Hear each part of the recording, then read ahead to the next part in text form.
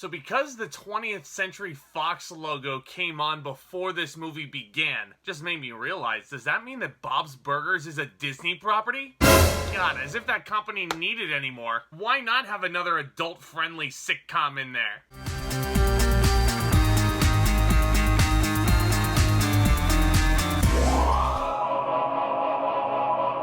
So Bob's Burgers has a movie now. I feel like that's all the background you really need. This is set in the Bob's Burgers universe, if you will. And a ruptured water main creates an enormous sinkhole right in front of the Bob's Burgers restaurant, blocking the entrance indefinitely and ruining the Belchers' plans for a successful summer. And while Bob and Linda struggle to keep the business afloat, the kids try to solve a mystery that could save their family's restaurant. Yeah, so before you guys go off into the comments and say, oh my god, what kind of credibility do you have as a critic for talking about Bob's Burgers? Let me just say, for the record, I have never seen a single episode of Bob's Burgers in my whole entire life. But I went to this movie and I sat there.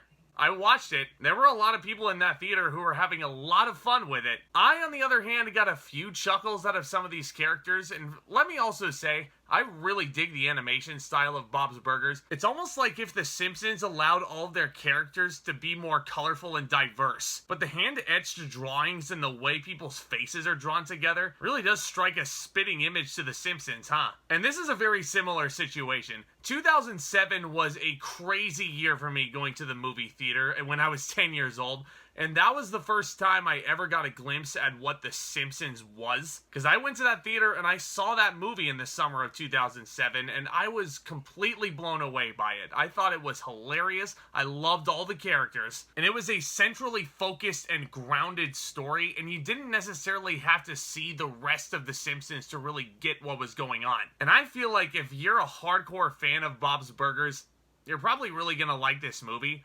But I feel like I was at a big disadvantage when I walked into this theater because I feel like there were a lot of references to the show that I wasn't necessarily getting. Not to say that I wasn't laughing at what some of these characters were saying, and there certainly are some very likable and endearing presences in this film, but I feel like the main thing that's going to hold the Bob's Burgers movie back for me, it's actually going to be this story. And God, guys, I hate to keep comparing this to The Simpsons, but it's just too easy. So, if you look at the Simpsons movie, what's the premise behind it? People are polluting the water too much, and Homer takes it one step too far, so now everybody has to live in isolation because of the environmental harm that they're causing. And they have a bunch of satirical jokes thrown in there about the environment. The president is Arnold Schwarzenegger, for crying out loud. And not only is the Simpsons movie really funny, but the story is centrally focused.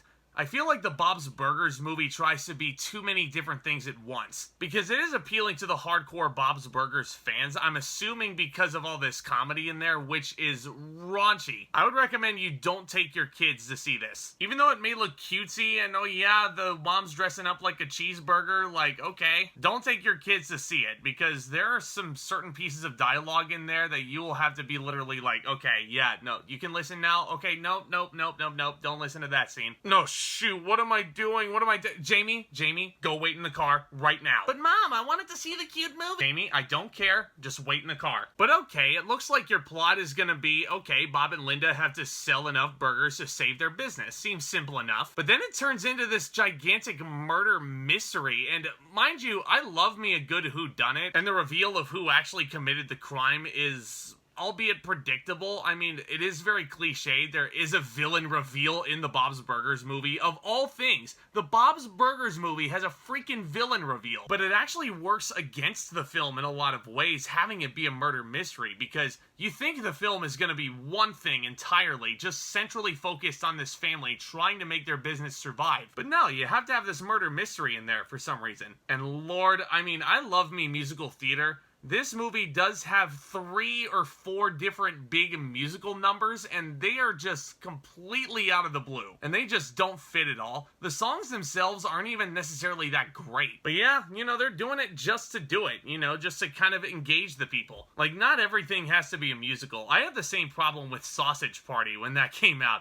That really, I mean, that's ridiculous in and of itself. I don't really think I needed to hear Seth Rogen and Kristen Wiig sing in that film to really get the comedy across. And I have the same feeling here. Unfortunately, this movie really wasn't up my alley. I mean, if you love Bob's Burgers, chances are you're really gonna have a lot of fun with this. But as far as I'm concerned, I really don't have any desire to go and watch any Bob's Burgers episodes. That's what made the Simpsons movie so special to me back in 2007.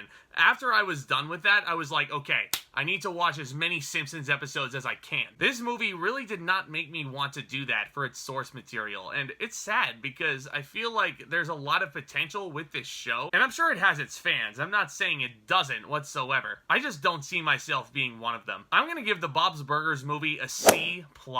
I know that grade might be ridiculously low for a lot of people, and like I said, who am I to judge? I mean, this is my first exposure to Bob's Burgers itself, so I can only go off of the surface level of the film. But from what I saw, I mean, this just doesn't seem like my jam. But let me know what you guys think of Bob's Burgers all down in the comments section below. Do you guys have a favorite episode? Do you have a favorite character out of these people? I love discussing all things in the entertainment realm, all new things in movies, television, what have you. If these sound like topics you're interested in discussing along with me throughout this gigantic summer holiday, do consider smashing that subscribe button down below and that notification bell right next to it. That way you guys can always stay in the loop over here.